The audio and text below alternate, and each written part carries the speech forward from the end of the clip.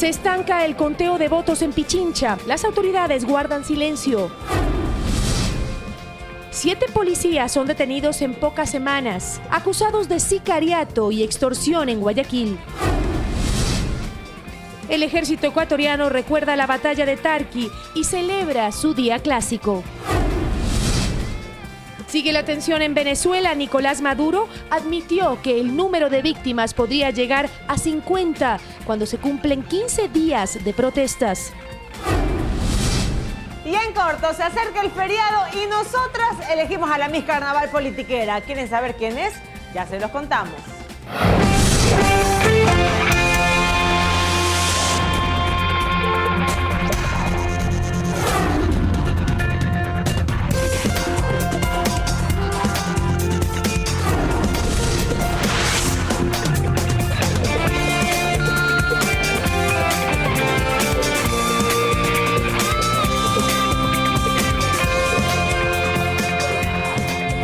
Muy buenas tardes con todos, bienvenidos a las noticias de hoy.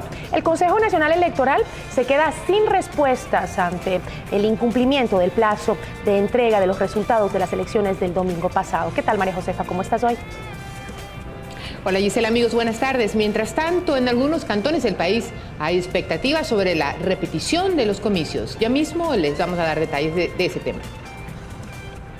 Así es, no hay fecha para la finalización del escrutinio oficial. Además, tras el supuesto colapso del sistema informático, aún no hay respuesta del Consejo Nacional Electoral sobre las alternativas. María Gracia Costa informa. Luego de finalizado el plazo que inicialmente diera el Consejo Nacional Electoral para concluir con el procesamiento del 100% de las actas, lo cual no les fue posible cumplir, luego de reconocer que existen problemas en el sistema informático y sin dar soluciones, en el Consejo Nacional Electoral existe total hermetismo, es decir, no hay respuestas acerca de la fecha de finalización del escrutinio, ni tampoco existe fecha para la proclamación de resultados. Este miércoles la empresa proveedora del software, la española Saitel, asumió parte de la responsabilidad. Escuchemos. Nos conseguimos de golpe con que las actas empezaron a entrar todas juntas un lapso de 4 horas después de lo que nosotros esperamos.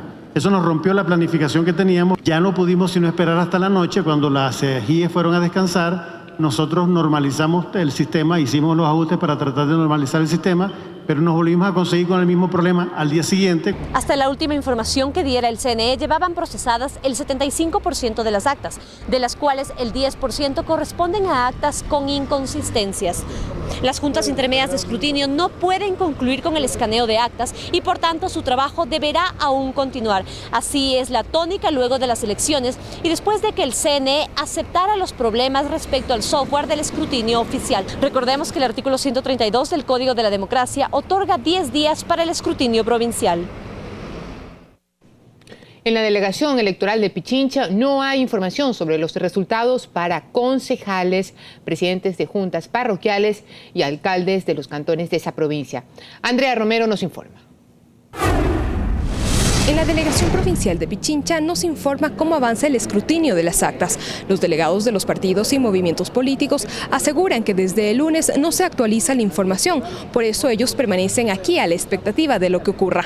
No se actualizan los datos, especialmente de concejales. Lo que se escucha es extraoficial y eso no nos sirve. Lo que queremos es información oficial. Hay delegados también que aseguran que no han podido denunciar inconsistencias que se llevaron en el proceso electoral. Yo soy candidato a alcalde por la lista 801 del Cantón Pedro Moncayo. La diferencia de votos nuestra es muy pequeña y hoy en el Cantón Pedro Moncayo se encuentran papeletas originales, como la que estoy demostrando aquí, en la cual está rayada a favor de Enrique Boada. Son papeletas que en verdad yo no sé cómo aparecen dobladas en un parque en la cabecera cantonal. La presidenta de la Delegación Provincial de Pichincha prefiere que toda la información sobre esto se dé desde el Consejo Nacional Electoral. El Partido Socialista promueve la reelección del presidente Rafael Correa en un nuevo periodo. Una vez que la Asamblea retorne del feriado, la propuesta será presentada. La oposición sostiene que se debe pensar en la alternabilidad. Ana María Cañizares informa. 「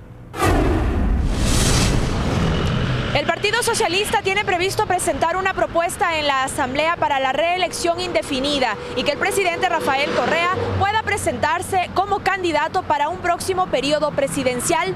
El presidente del partido y asambleísta por el socialismo, Fabián Solano, indicó que tras los resultados electorales del domingo, el proyecto político de la Revolución Ciudadana debe continuar por medio de la figura del presidente Rafael Correa. Escuchemos lo que nos dijo. No, aspiramos y esperamos la próxima semana que reanudan las actividades de la Asamblea Nacional para poder conversar y darle forma a esta iniciativa que desde el socialismo la estamos planteando a la patria. Nosotros ya no somos dueños de nuestro destino, sino que tenemos que seguir lo que la patria necesita y particularmente tenemos una responsabilidad con el país, con la historia de afianzar un proyecto político hacia el socialismo del buen vivir. Mientras del lado de la oposición, el asambleísta del movimiento Creo, Patricio Donoso, ve con preocupación la posibilidad de una reelección y dice que es mejor hablar de la alternabilidad.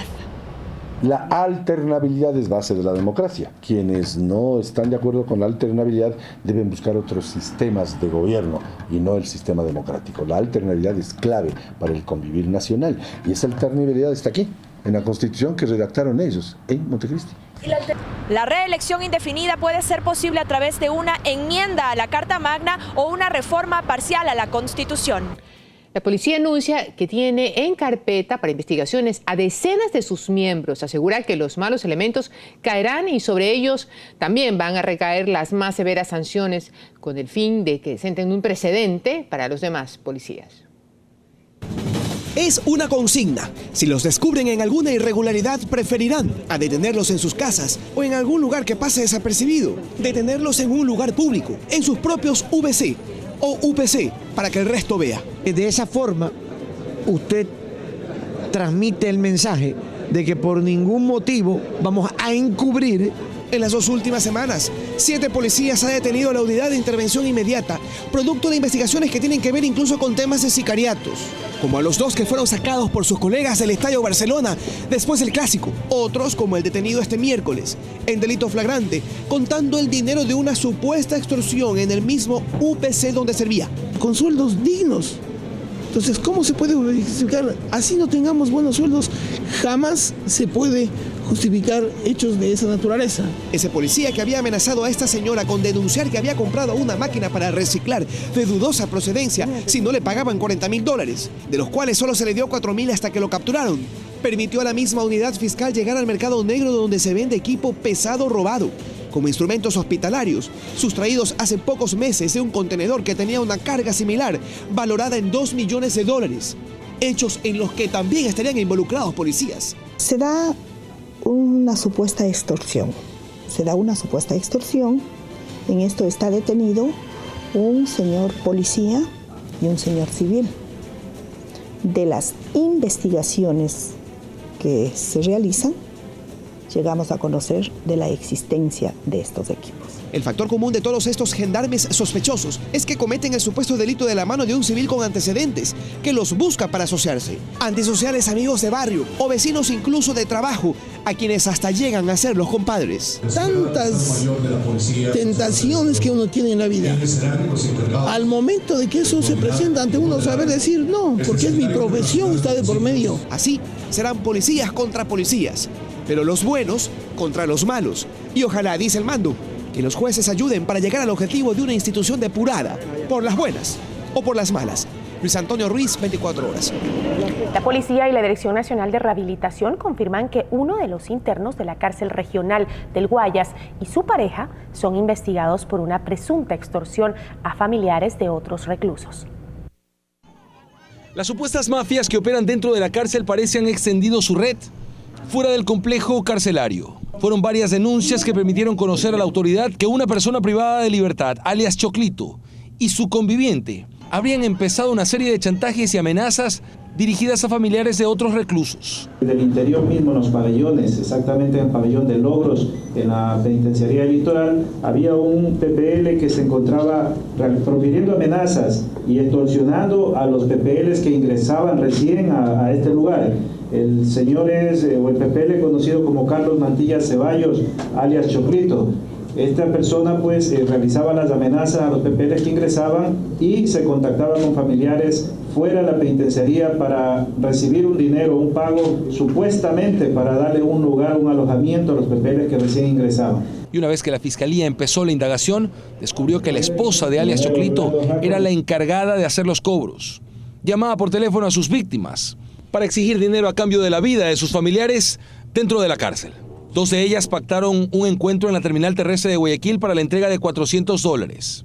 Estas ciudadanas alertaron del hecho a la policía, incluso dicen que también lo habían hecho al director del centro penitenciario, y los policías hicieron un mini operativo para poder aprender a las personas que presuntamente estarían participando en este hecho.